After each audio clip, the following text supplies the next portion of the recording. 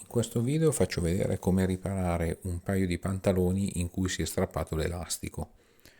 La soluzione ideale sarebbe cucirlo con una macchina da cucire, magari elettrica, però non avendola a disposizione e non sapendolo utilizzare, procederò con un metodo molto più semplice alla portata di chiunque, ovvero utilizzando delle semplici graffette e del collante a caldo.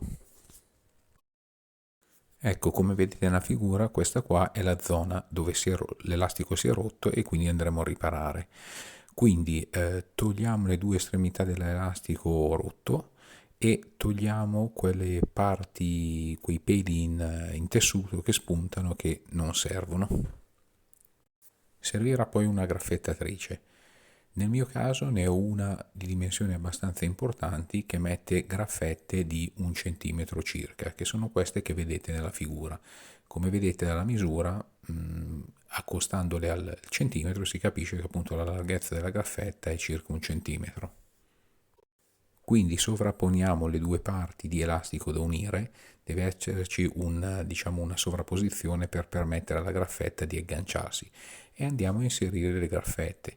Nel mio caso l'elastico era alto circa 4 cm, 4-5 cm, quindi ho inserito all'incirca 5-6 graffette. Una volta inserite le graffette, per evitare che la parte posteriore della graffetta dove ci sono le punte sporga, andiamo a controllare sul retro e verifichiamo se le graffette si sono richiuse correttamente. Se si sono richiuse correttamente andremo a coprire con il collante a caldo in modo da evitare di pungersi e da proteggere, da fermare in sé le graffette per lungo tempo. Ecco, questa è l'operazione in cui vado a mettere il collante. In questo caso avevo nella pistola un collante color verde dalla precedente invenzione, ma va benissimo di qualsiasi colore, anzi forse è stato un bene usarlo verde perché nel video si vede di più. Comunque lo andiamo a depositare.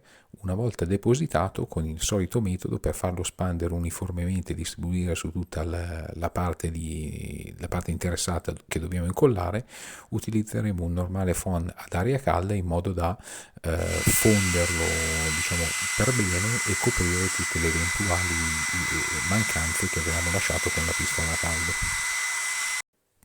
Quando sarà depositato lo lasciamo riposare per un 20-30 secondi.